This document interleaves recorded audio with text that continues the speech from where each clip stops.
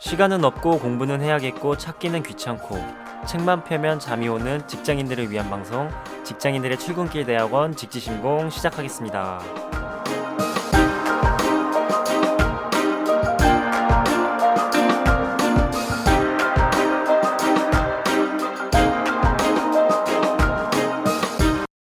와! 한 박자 늦었어요. 네, 오스틴이 그렇게 빨리 말할 줄 몰랐어. 네. 네, 드디어 이제 챕터 4네요. 오, 되게 빨리 진도가 나가는 것 같아요. 생각보다. 저희 뭐 어느 세월에 다 하나 했는데 금방 끝날 것 같네요. 네. 이번 네. 연도 안에는 끝날 수 있을 것 같아요. 네. 네. 네. 자, 오늘 또 베키가 함께 해주셨네요. 네. 네, 안녕하세요. 쿠퍼의 뉴비인 베키입니다. 와우. 팬이다가 지금 이제 직지신공 참여하게 되니까 너무 좋네요. 와우.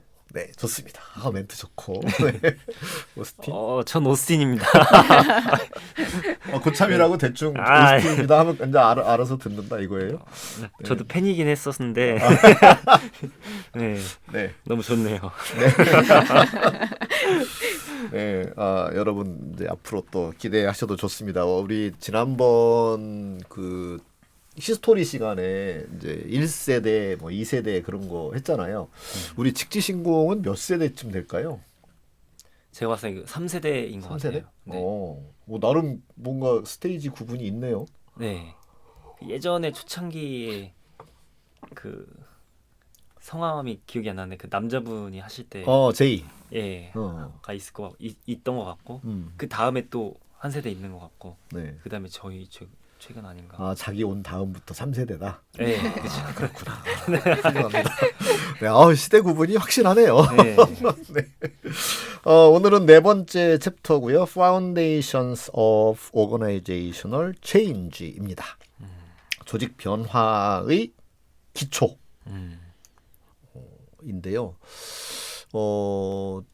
조직 변화예요. 변화에 대한 시어리가 있어요. 변화란 게 뭐냐. 근데 우리는 지금 조직 개발을 한다는 건 지금 상태로 그대로 둔다. 이건 아니잖아요. 지금 상태보다 더 나은 상태를 만들겠다라는 변화인데 그러면 그 변화라는 것이 어떻게 일어나느냐를 우리가 알아야 그 변화를 일구어낼 수 있는 거잖아요. 그렇죠. 그죠? 네. 네, 그래서 그 변화를 뒷받침하는 시어리가 있다. 그거 크게 두 가지가 있는데 그걸 소개하고 있어요. 하나는 시스템즈 이론이고요. 또 하나는 사회적 구성. 이건 이론화까지는 아직 덜 돼가지고 사회적 구성 관점 이렇게 퍼스펙티브 이 정도 또는 어프로치 이렇게 이야기를 해요.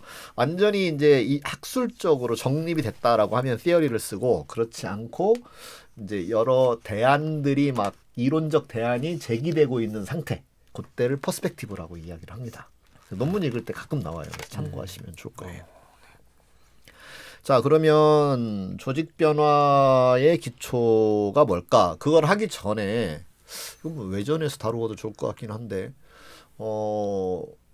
변화가 어떻게 해서 만들어지는가를 설명하는 네 가지 이론이 있어요. 네, 변화가 어떻게 생겨나느냐. 그리고 그래야 그걸 따라서 이제 우리는 변화를 만들어낼 수 있겠죠. 이 네 가지 제가 다 기억할지 그게 지금 걱정이네요. 한번 해보죠 뭐. 그냥 떠오르는 대로 할게요. 네. 첫 번째는 진화론적 관점이에요. 변화는 환경이 바뀌면서 서로 변화를 만들어 가게 된다. 우리 인간의 모습도 변화됐잖아요, 그죠? 그렇죠. 네, 우리 옛날에 뭐 우리 조상들은 뭐 원숭이였다, 또 뭐 여러 이렇게 진화를 해온 거잖아요. 그다음에 뭐 어떤 그 식물들도 뭐 이렇게 변하게 되고, 뭐 물고기도 변하고, 뭐 이런 것처럼 변한다. 그럼 조직도 환경이 변하니까 그냥 둬도 변해간다라고 하는 거예요. 그래서 굉장히 중요한 포인트는 그냥 둬도예요. 그러니까 그냥 둬도 변하는 건 조직 개발의 대상은 아니에요. 그렇죠. 조직 개발은 우리 맨 처음에 정의에서 어떻게 다뤘냐면 인텐션이 있어야 돼요. 우리 의도, 계획, 플랜드 체인지예요. 계획된 변화예요. 근데 진화는 계획된 게 아니죠. 그냥 환경의 영향이 서로 오락가락하면서 변화가 생겨난다. 그런 거죠. 그죠? 그러니까 예를 들면 이게 이제 설명인데 실은 이제 또 오스틴이 최근에 헤어스타일을 바꿨잖아요. 그렇죠. 그러니까 한편으로 보면 오스틴이 자신의 의지로 바꾸었다 이렇게 볼 수도 있죠. 그러네요. 근데 한편으로 보면 세상 사람들이 이렇게 나를 쳐다볼 때 좀 이상한 눈으로 쳐다보는 것 같더라라거나 밖에 이렇게 돌아다니는 사람들 보니까 뭐 이렇게 내 헤어스타일이 별로 눈에 띄지 않더라. 너무 내가 눈에 이렇게 튀는 것 같아서 좀 어색하더라. 그러기 때문에 나도 모르게 이걸 지금의 컷으로 만들어야 되겠다는 생각을 하게 됐을 수도 있는 거죠. 내가 생각을 했다라고 볼 수도 있지만 내가 생각이 되어졌다 이렇게 볼 수도 있는 거잖아요. 그 후자로 보는 시각이 이제 진화론적 관점이에요. 그래서 오스틴의 헤어스타일이 진화해 가는군 이렇게 볼 수도 있다는 거죠. 재밌죠? 네. 저도 모르게 그런 그런 일이 생각이 있을 수도 있겠네요. 그렇죠, 그렇죠. 네, 네. 실제로 이건 뭐 많이 이야기되는 겁니다. 내가 뭐 예를 들어 오늘 점심에 짬뽕을 먹는다. 그러면 그 짬뽕을 진짜 너의 순수한 의지로 먹었다라고 말할 수 있느냐? 이건 자유의지에 관한 논쟁이거든요. 근데 최종 결론이 확실하게 나지 않았어요. 낼 수도 없어요. 네. 사실은 알고 보니까 너 저 지난번 어제 그 지난주 저 드라마 보면서 거기서 짬뽕 맛있게 먹는 장면 그거 보고 머리에 물 떠올라서 너 그런 걸 거야 이렇게 해석할 수도 있는 거죠. 맞아요. 그죠? 네. 하지만 우리가 자유의지가 없다고 생각하면 우리 인생이 너무 비극이니까 저는 자유의지가 있다라고 보는 편입니다. 그래서 오스틴의 지금 이 멋진 헤어스타일도 오스틴의 의지로 만들어낸 것이다. 저는 그렇게 생각하고 있습니다. 네, 감사합니다. 네, 그다음에 두 번째 변화가 이제 다이얼렉티컬 체인지예요. 다이얼렉틱은 뭐냐면 변증적 정반합에 의해서 변화가 일어나는 거다. 이게 이제 헤겔이 관찰한 거죠. 세상이 이렇게 막 계속 변화 발전해 나가는 것은 뭔가 현재의 상태가 있고 그것과 반대되는 어떤 상태가 있고 그것이 결합을 해서 새로운 하나의 질서와 변화를 만들어내는 거다. 이렇게 보는 시각이에요. 네. 근데 그게 이제 실제 이제 그 변증법의 내용을 들어가면 이거보다 더 복잡한 면이 있어요. 뭐 예를 들어서 청색계는 청색이 아닌 것이 이미 존재하고 동시에 그다음에 그 청색과 청색이 아닌 것의 운동에 의하여 뭔가 새로운 개념들이 뭐 생각해 나가면서 이게 발전하는 거다. 뭐 이렇게 보는 그런 설명이에요. 그래서 오늘 그 뭐 정신 현상학을 제가 잘 알지도 못하고 그걸 면밀하게 해드릴 수는 없지만 변화를 설명하는 하나의 시각이다. 다이얼렉티컬 체인지가. 네. 그게 이제 변증적으로 보는 시각이고요. 그 다음에 하나는 목적론적 시각이 있어요. 목적론적 시각. 인간의 의지에 의해서 바뀌는 거다. 인간이 어떤 목적을 두고 인간에게는 목적 의식이라는 게 있다. 그렇지 않나요? 있죠. 목적 의식이 있잖아요. 네. 그 목적 의식이 있기 때문에 그 목적 의식을 실현시켜 나가는 과정에서 변화가 일어난다. 이렇게 보는 설명이에요. 어쨌든 목적을 달성하기 유리하도록 이렇게 그렇죠. 변화를 하는 거죠. 그렇죠. 그게 이제 조직 개발과 가장 잘 어울리는 그런 말이라고 볼 수 있겠죠. 그러네요. 그죠? 네. 우리가 플랜드 체인지라고 생각을 했을 때 그게 플랜이라는 게 뭐냐면 목적을 두고 계획하는 거니까. 그렇죠. 그죠? 네. 그리고 네 번째도 생각이 났어요. 와. 다행이네요. 네 번째는 이제 라이프 사이클 모델이에요. 라이프 사이클. 세상의 모든 건 다 생로병사가 있는 거야. 이렇게 보는 거죠. 약간 진화론하고 좀 비슷한 면이 없지 않아요. 그런데 이렇게 그런 사이클이 있다. 그게 대표적인 게 패션인 것 같아요. 패션. 패션. 발음이 너무 안 좋아서. 그쵸. 약간 80년대 입었던 거 다시 돌아오고 이게 변화하는데 약간 사이클이 있잖아요. 네네. 근데 라이프 사이클은 생멸의 사이클을 말하는 거예요. 이거 편집해주세요. 근데 그것도 맞는 건데 예를 들어서 뭐 바지 통이 처음에 이제 한두 명이 넓게 입어요. 네. 점점 이제 많아져요. 네. 그러다가 이제 정점을 찍고 그다음에 좀 줄어들잖아요. 네. 네. 그러다가 어느 순간에는 이제 거의 아무도 이제 통이 넓은 바지를 입지 않게 된다. 그게 이제 생멸하는 거죠. 그죠? 기승전결이 있다 이렇게 얘기할 수 있는 거죠. 그거 잘 살려주셨네요. 아싸. 네.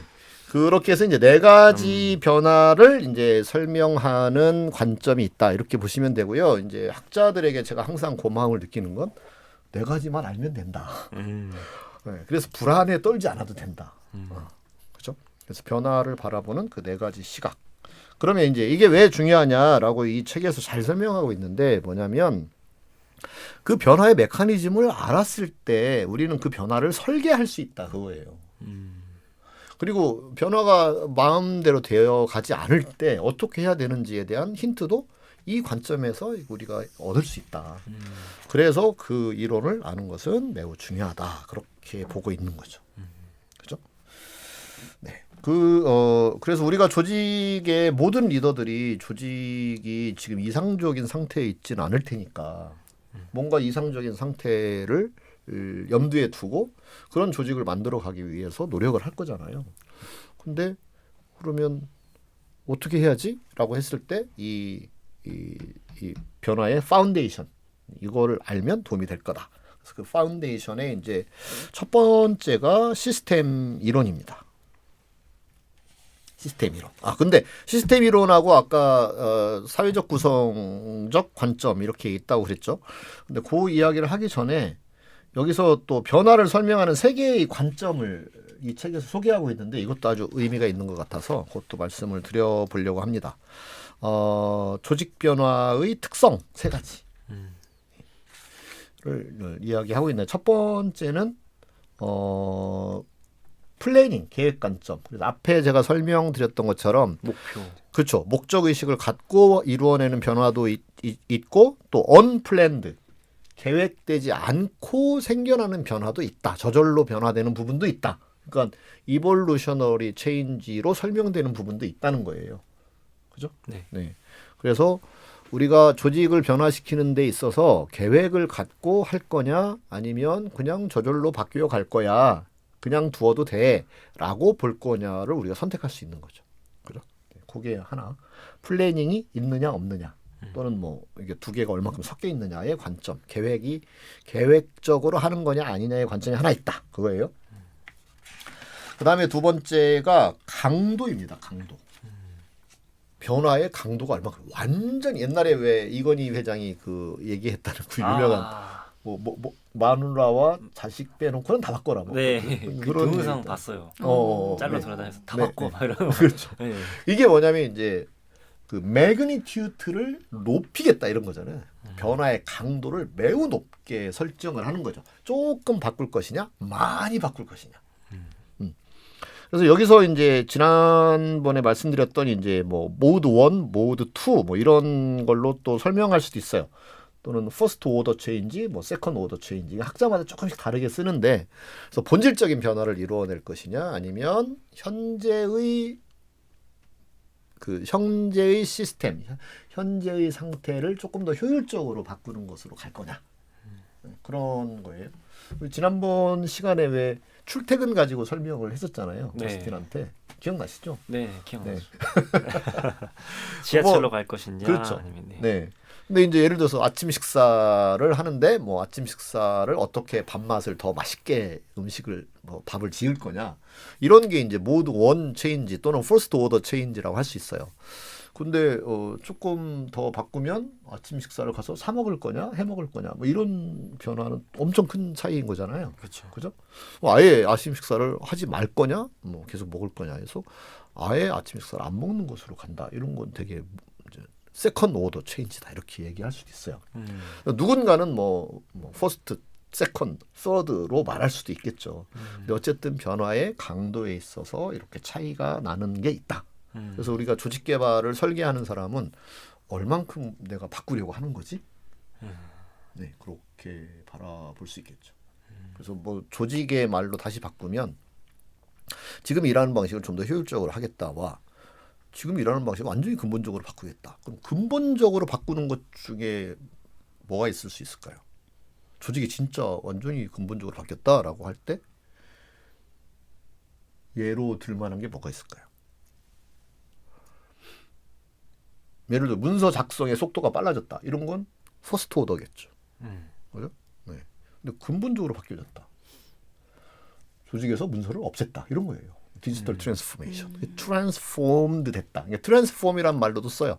근본적인 변화를 표현하는 그 표현들이 되게 많아요. 이렇게 뭐 모드 1, 모드 2로 말하기도 하고 뭐 퍼스트 오더, 세컨드 오더라고 말하기도 하고 또는 스텝 체인지. 이렇게 계단이 하나가 확 바뀌었다. 스텝 체인지라고도 하고 레디컬 체인지라고도 하고 트랜스포메이션이라고도 하고 뭐 딥 체인지라고도 하고 이렇게 학자마다 다 자기 셀링을 해야 되니까 새로운 것처럼 해야 돼. 사실 그게 새로운 것이 아닐 수도 있어요. 네. 그런 질적 변화예요. 예를 들어서 뭐 의사결정 시스템을 완전히 바꾸는 거죠. 그래서 개인 그러니까 탑 매니지먼트 의사결정에서 그 다음에 구성원들의 의사결정으로 바꾸어 가겠다. 그러니까 수직 조직을 수평 조직으로 바꾸어 버리겠다. 이런 것들이 되게 근본적인 변화다. 이렇게 이야기할 수 있겠죠. 그것도 되지 않나요? 요즘 코로나 이후에 어느 정도 아직 진행 중이긴 하지만 완화된 시점에서 재택을 많이 도입하면서 협업 툴을 또 같이 도입하는 그렇죠. 이런 것도 딥 체인지에 해당하잖아요. 한 중간쯤일 것 같다고 볼 수 있겠어요. 네. 근본적인 변화라고 하면 그건 어떻게 보면 커뮤니케이션의 매체를 바꾼 것뿐이지 여전히 뭐 이렇게 위에서 이렇게 명령 하달하고 뭐 실적 보고하고 뭐 이런 방식이라고 하면 조직 변화의 관점에서 펀더멘탈한 변화다라고 보기는 어려울 수 있죠. 그냥 매체만 달라진 거 아니냐 이렇게 통신 수단만 달라졌다 이렇게 볼 수 있는 거죠. 그죠? 그러니까 지하철 타던 거 버스 타는 거 아니냐? 그렇죠. 뭐 그 정도라고 볼 수 있는 거겠죠. 네. 그러기 때문에 이제 조직 변화의 가장 그 토대나 본질적인 것을 무엇으로 볼 거냐는 서로 견해가 달라질 수는 있긴 한데, 그래서 근데 이 관점을 조직 개발자가 알고 있을 필요는 있다는 거죠. 매그니튜드 변화에는 아까 얘기했던 계획적이냐 아니냐도 있고 그다음에 강도가 어떠냐도 되게 중요하게 존재한다. 네, 그런 거고요. 그다음에 세 번째가 이제 컨티뉴이티라고 이 책에서 얘기하고 있어요. 지속성. 그래서 한 번 워크숍 하고 끝나는 거냐 아니면 정말 변화가 계속되는 거냐. 일시적으로 변화를 도모했다가 다시 원상복귀 되는 거냐 아니면 정말 체질을 완전히 바꿀 거냐에 있어서의 지속성이 또 차이가 날 수 있는 거잖아요. 그래서 조직 개발을 기획할 때 이거 진짜 이게 조직의 문화로 만들려고 합니다라고 했을 때는 후자에 해당한다 이렇게 얘기할 수 있겠죠. 그렇죠? 네, 이 정도가 이제 조직 개발의 특성에 관한 이야기고요. 그다음에 이제 조직 개발 조직의 변화의 모델로서 크게 두 가지가 있다고 그랬죠. 하나는 시스템, 하나는 사회적 구성 이렇게 있다고 했는데 우리 오늘 1편에서는 이제 시스템에 관한 이야기를 하고 그다음에 이제 2편에 가서는 사회적 구성에 관하여 좀 더 자세히 다루어 보려고 합니다. 네, 시스템 이론은 원래 그 누구죠? 버틀란피라는 분 발음이 잘 안 돼요. 버틀란피 오스트리아 사람이에요. 오스트레일리아가 아니라 오스트리아. 오스트리아 분인데 이분이 이제 생물학자인데 생물학자가 이제 이렇게 세상을 보면서 이게 시스템으로 되어 있다. 이렇게 본 건데 시스템으로 되어 있다라고 할 때 두 가지를 떠올리면 돼요. 하나는 이제 시스템이 뭐냐? 이거 외우셔야 돼요. 네. 이거 거의 우리 유튜브에 댓글이 별로 안 달리잖아요. 네. 댓글이 달리는 것 중에 하나예요. 시스템이란 부분으로 구성된 전체다. 이거 너무 명쾌하고 간단히 좋았다라는 댓글이 하나 달렸어요. 이걸 외우시면 좋아요. 시스템이 뭐냐? 부분으로 구성된 전체다. 그러니까 이 학자가 처음으로 이 생태계를 이렇게 관찰을 해보니까 부분으로 구성된 전체다라는 개념이 이제 떠오르게 된 거죠. 그래서 그때부터 이 시스템 이론이 그냥 온통 세상을 지배하게 됩니다. 네. 그 다음에 그게 한 가지 부분으로 구성된 전체자고요. 그 다음에 또 하나는 대부분의 시스템은 오픈 시스템이에요. 환경과 상호작용을 한다는 거죠. 그래서 인풋이 들어와요. 환경으로부터 인풋이 들어오고 그 다음에 그것을 어떻게 해요? 트랜스폼, 바꿔요. 변환 절차가 있어요. 시스템은 뭔가 하는 일이 있을 거잖아요. 그 하는 일이란 바로 변화죠. 뭔가 바꾸어내는 거예요. 그 다음에 아웃풋이 있어요. 그래서 인풋, 그 다음에 트랜스폼, 트랜스포메이션, 그다음에 아웃풋. 이렇게 음. 요 세 가지로 구성되어 있는 것이 시스템이야. 이 두 가지만 알면 돼요. 자, 부분으로 구성된 전체, 그다음에 인풋 또는 스루풋이라고 돼요. 인풋, 스루풋, 아웃풋. 요게 시스템이다. 네. 그래서 조직을 그럼 뭐로 바라보느냐? 이걸로 바라본다는 거예요. 자, 조직은 부분으로 구성된 전체예요. 개인도 있고 팀도 있고. 그러니까 팀이 전체일 때 개인은 부분이죠. 네. 그다음에 팀을 또 부분으로 보는데 그 팀은 또 조직의 부분이잖아요. 그다음에 조직은 또 더 큰 세계, 어떤 인더스트리의 또 부분이에요. 또 인더스트리는 또 국가의 뭐 또는 글로벌 경제의 부분이에요. 이렇게 시스템이 층으로 되어 있다라고 보는 게 시스템즈 시어리예요. 시스템즈 시어리. 그러니까 이게 무슨 시사점이 있느냐? 아, 이게 상호 영향을 주고받는다라고 보고 해야지. 그러지 않으면 실패한다 해요. 조직 개발을 설계할 때. 아. 그러니까 외부 요인을 엄청 고려하면서 해야 되는 거죠. 고려하면. 왜 예를 들면 요즘 굉장히 많이 듣는 말 중에 하나가 요즘 근태가 안 좋다 MZ 세대들 그 얘기 되게 많이 하잖아요. 그렇죠. 네, 그건 뭐예요? 환경의 영향을 봐야 되는 거죠. 다른 회사는 뭐 지금 신문 보니까 뭐 네이버는 전부 다 재택으로 한다는데 아 우리 회사 왜 출퇴근을 하라고 하는 거야?라는 영향을 받겠죠. 그죠? 네. 그게 이 시스템에 영향을 끼치고 있는 거예요. 그런 걸 이제 봐야 조직 개발을 할 때 되게 더 정교하게 설계를 해나갈 수 있다 이렇게 볼 수 있는 거죠. 그죠? 그래서 그런 시각에서 조직을 바라보는 것 그것이 이제 하나의 조직을 바라보는 모델이다 이렇게 말씀드릴 수 있습니다. 그러면 조직은 이제 뭐 밸류 시스템으로 바라볼 수도 있고요. 그죠? 그러면 밸류 시스템 그러니까 뭔가 우리는 가치를 만들어내는 거잖아요. 조직이. 그죠? 세상에 사회에다가 뭔가 가치를 내가 구두를 만들어서 판다. 그 편한 신발이라고 하는 가치를 만들어내는 거고 자동차를 만든다. 마찬가지. 편리한 이동 수단이라는 가치를 만들어내는 거고. 그다음에 뭐 트레이닝 교육 서비스를 한다.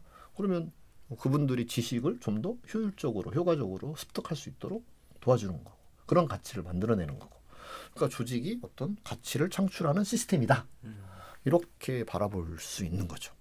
그러면 그 가치를 잘 만들어내는 내부 변환 장치를 어떻게 바꾸어낼 것이냐 이게 이제 조직 개발의 포인트가 될 수 있는 거고 그죠? 네. 또 인풋을 제대로 지금 가지고 오고 있느냐 이것도 조직 개발에서 되게 중요하게 우리가 들여다봐야 되는 부분이라고 말할 수 있겠죠. 그죠? 네. 그래서 그런 관점으로 조직을 바라보고 설계하는 것이 필요하다. 뭐 이렇게 보는 것이 이제 시스템 이론의 관점에서 바라보는 모델이다. 이렇게 말씀드릴 수 있을 것 같습니다. 네. 네, 그러면 첫 번째 에피소드는 여기까지 하고요. 우리가 뒤에 아까 예고해드렸던 것처럼 사회적 구성에 관한 부분은 또 요 시스템과 잘 연계해서 또 2부에서 여러분과 함께 만나뵙도록 하겠습니다. 네, 그럼 여기까지 하고 청취해 주셔서 감사합니다. 네, 감사합니다. 아.